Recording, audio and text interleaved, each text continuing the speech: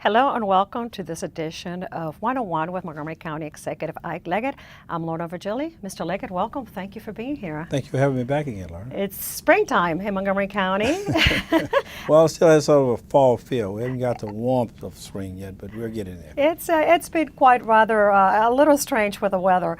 But talking about the weather, let's talk about the weather around your budget. Obviously, County Council has had it for a few weeks now.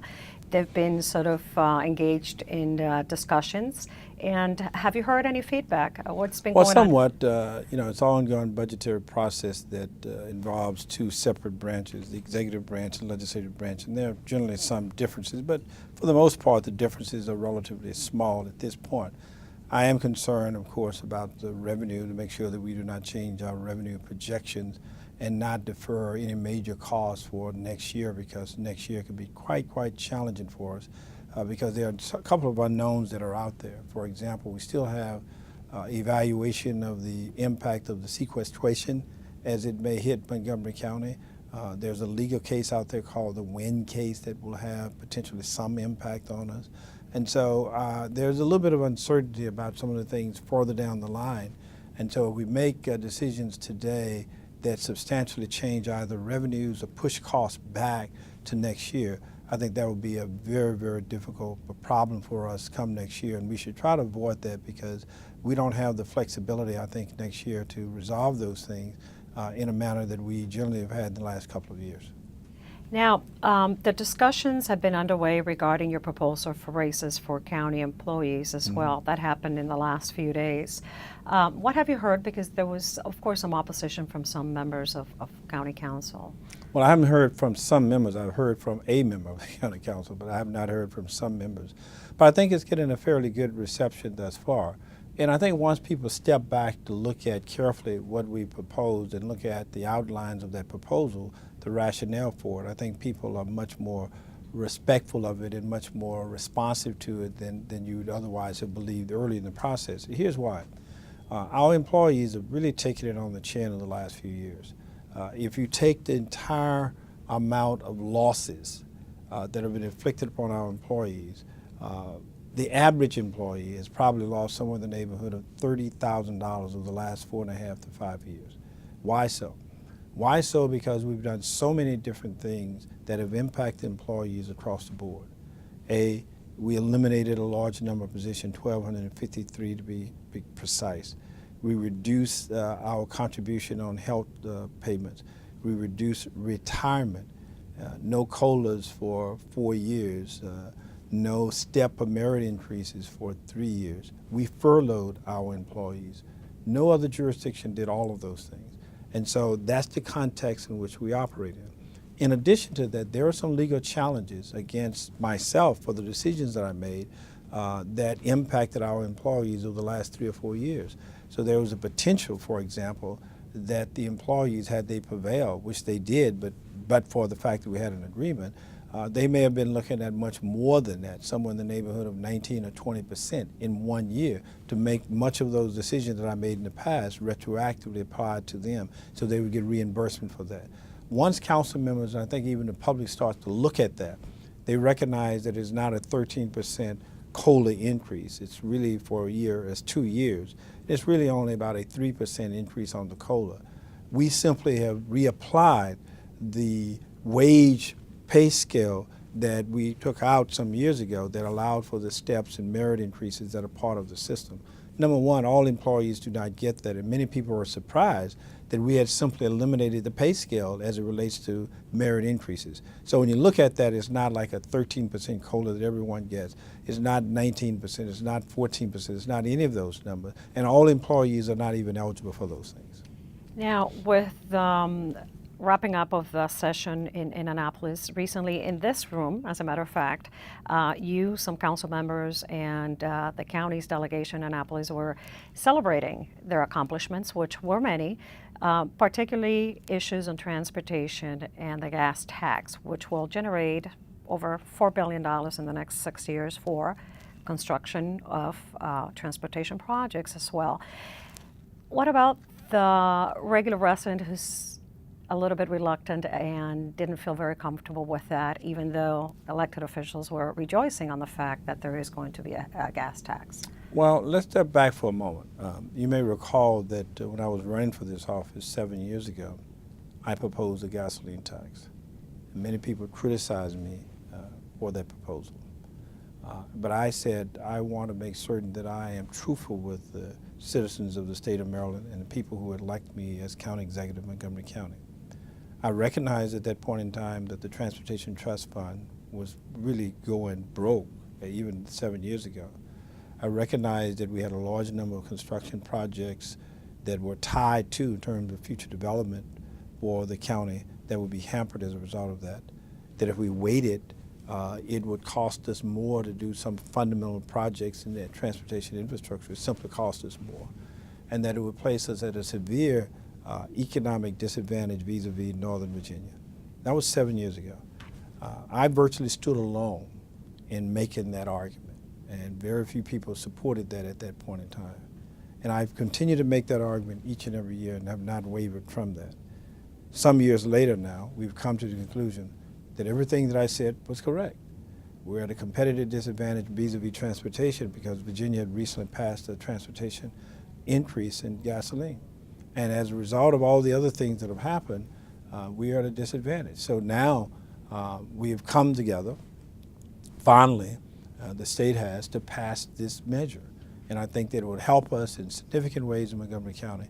It would allow us, for example, to potentially move forward on the Purple Line. It would allow us, for example, to move forward on the Carter City Transit. It would allow us to look at bus rapid transit. It would allow us to look at the Watkins Mill interchange on 270 that we can get moving, as well as the Brookville bypass. All of those things are possible now because of the decision that the General Assembly made just a few weeks ago.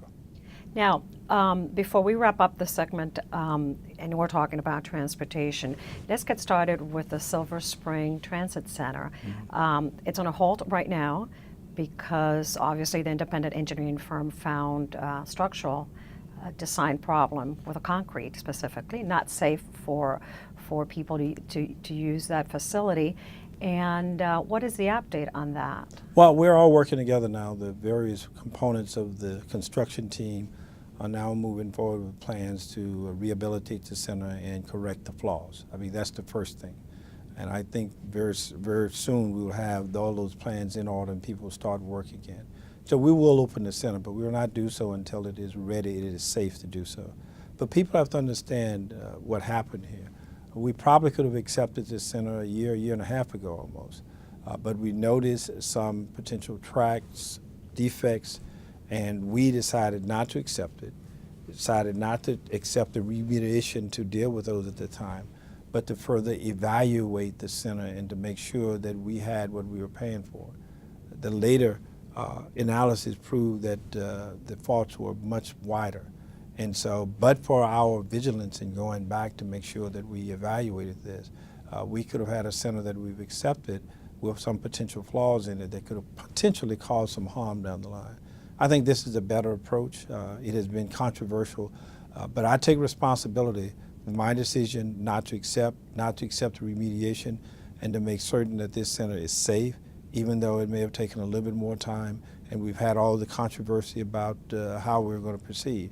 If I had to do it all over again, I would not hesitate in the line of safety for our residents. We're going to take a short commercial break, and in the meantime, you can start thinking, and perhaps when we come back, you can tell us when can we expect that center perhaps to open. We're going to take a break, and we'll be right back on 101 with Montgomery County Executive Isiah Leggett.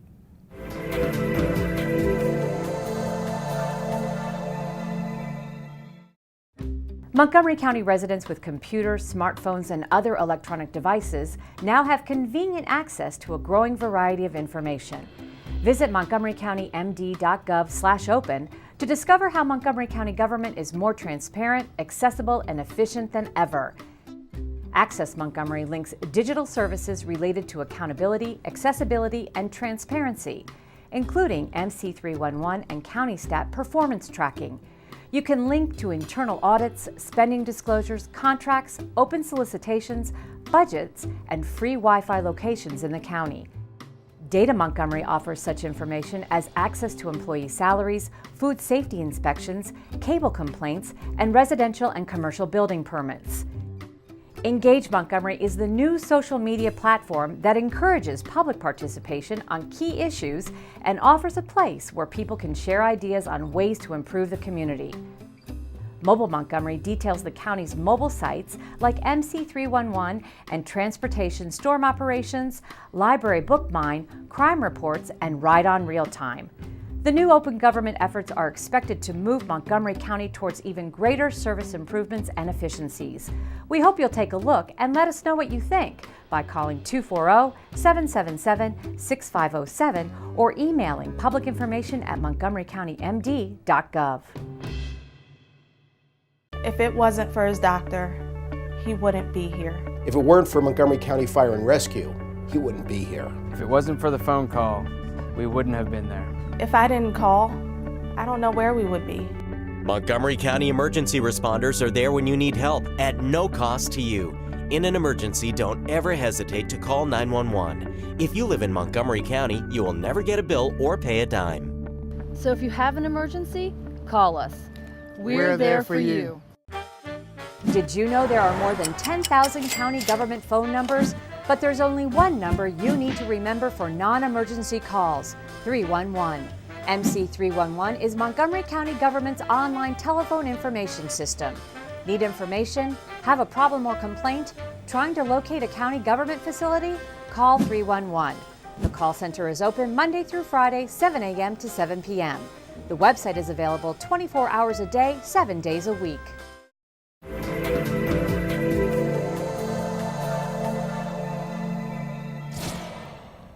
Welcome back to 101 with Montgomery County Executive Isiah Leggett. Thank you for joining us. And we were talking about the Silver Spring Transit Center before we took the break.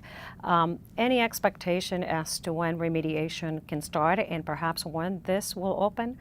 Lots of expectation for the residents in Silver Spring. Well, the remediation will start probably this summer. What we're doing now is trying to design the fixes for the center itself, and those things are being done as we speak today. There's some things that they can do simultaneously. There are about 3 or 4 things that need to do overall. Some of them will be done jointly, some will wait as we proceed.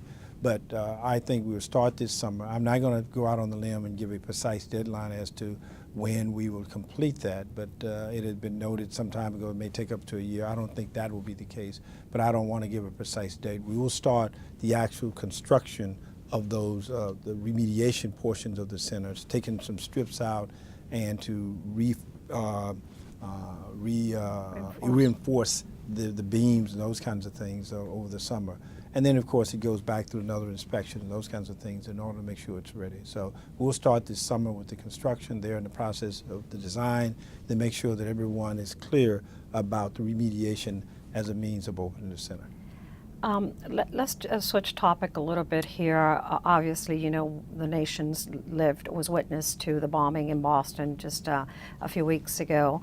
And here in Montgomery County, we don't have a direct threat on our security right now, but police has asked the public, and still does, to continue to be vigilant.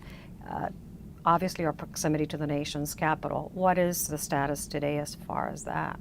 Well, first of all, my heart goes out to those in Boston, those who were injured, and the 3 people who were actually killed in Boston.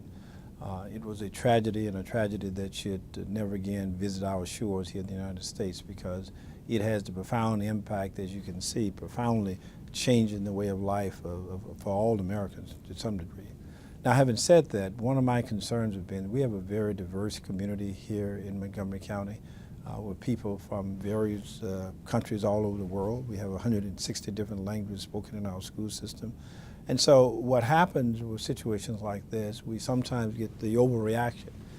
People looking at Muslims, for example, in a very negative way and categorize negatively Muslims in a way that I think is inappropriate because of the actions of a few people. We need to make certain that people understand that this does not represent all Muslims. It does not represent even a fraction of them to some degree.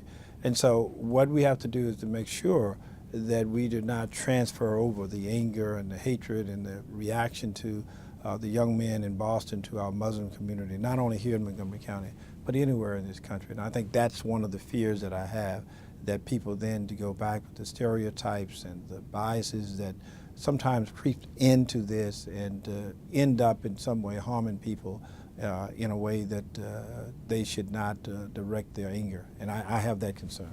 Our first responders, have they received any special training or anything like that on the last, just to be ready for anything like that in Montgomery County? Well, they've already received training. It's an ongoing process of training in terms of detection and training in terms of awareness of the public, evacuation kinds of methodologies, and working with in terms of communication with our neighbors and the federal and state officials.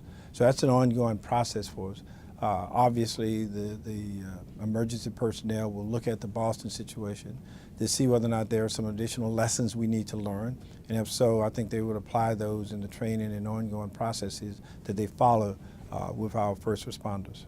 Let's talk about now the fire department. A few items that we have here, news that happened related to our fire department. Higher rating. We received higher ratings, which means that perhaps those county residents that do purchase fire insurance may pay lower rates. That's right. We get higher ratings because we have a department that is responsible, one that is very efficient, where we see a huge reduction in response time throughout the county. But that's always a challenge for us, because as we continue to grow, as we continue to expand businesses in the county and more people within the county in outlying locations, and given the very difficult traffic concerns that we have in the county, we need to be responsive to those concerns. This is why, for me, getting that ambulance fee was so important, because it now allows us to build stations sooner. It gets increased personnel, increased equipment that could even lower those response times in a way that will be beneficial for our public. That's a good sign for us. It says that we're doing some things right, but we can always improve, because we want to make certain that there's no loss of life in this county that's avoidable. That if we can do so, we're going to make sure that happens. Another announcement is that the fire department, along with the Department of permitting, streamline the fire inspection process, especially for businesses when they're going to open their doors. And how many businesses have been inspected recently? About 2,600, correct? Right. So that's good news as well. That's very good news, because it allows us now to get through fire inspection sometimes in a day, where in the past it may have taken 6 to 8 weeks to accomplish. That means that permits are approved earlier, plans are approved earlier. It means that the businesses and homes and whatever may open sooner. That increases the potential for businesses to grow and to prosper, and to ensure that we have the kinds of resources available, and enhances our tax base. It's good for everyone. It's a lot of good news coming out of the fire department, but the fire chief is leaving. We're going to talk about that when we come back. We're going to take a short break, and we'll be right back with County Executive Isiah Leggett.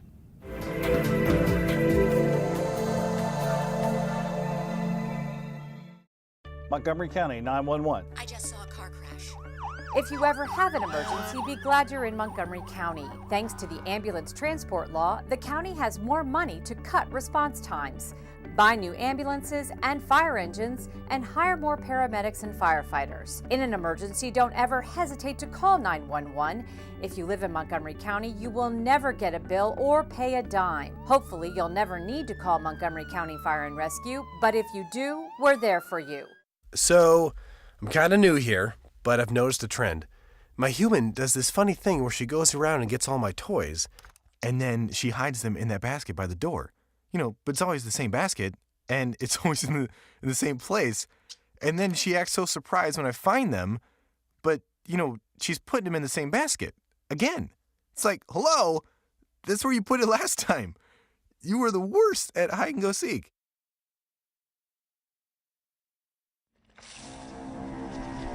When some people struggle with their mortgage payments, they become frozen, petrified. Not knowing what to do, they do nothing. But the people who take action are far more likely to get the most positive outcome. Making home affordable is a free government program. Call now to talk one-on-one with a housing expert about the options that are right for you. Real help, real answers, right now. Are you sure they can recycle us, Clamshell? Hey, Dome, we're on a new recycling postcard. I can't wait to make a new start. Maybe I'll be a red carpet at a big premiere. And I'll get to paint the White House. Shh, here he comes. Now you can recycle more plastics in Montgomery County, including #1 PET plastics such as clamshells, deli containers, trays, lids, domes, and cups. We're in! For more information on recycling, contact the Montgomery County, Maryland Division of Solid Waste Services at 311. The wait is over. Recycle more plastics today.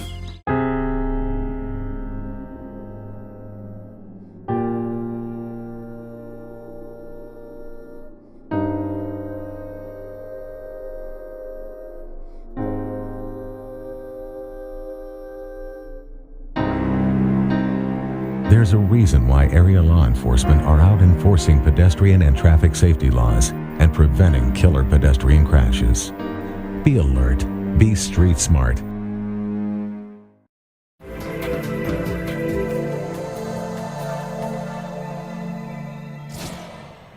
Welcome back to 101 with County Executive Isiah Leggett. I'm Lorna Virgili. Thank you. So we're talking about fire and how well that department is doing, but the fire chief is leaving us. He's going to Fairfax County after 35 years in Montgomery County. Replacement, is there a national search?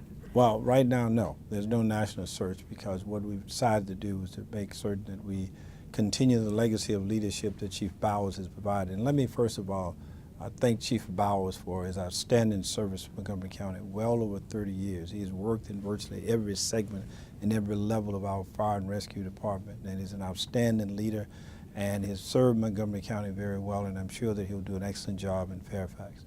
In addition to the leadership and getting all of the rewards that we just described and how we reduced the response time and we have a first-rate system, he's also created a good level of leadership in the county, leadership that I think is in a position to continue, at least in the interim, to serve this county. And so that he's provided us with leadership that I think we feel very satisfied with and that we will go forward with over the next few months to make sure that we miss no beats with the departure of Chief Bowers. But Chief Bowers has been an outstanding chief. He's done extremely well for this county, and I believe that he has left us, as I indicated earlier, with some outstanding leadership to step in his stead.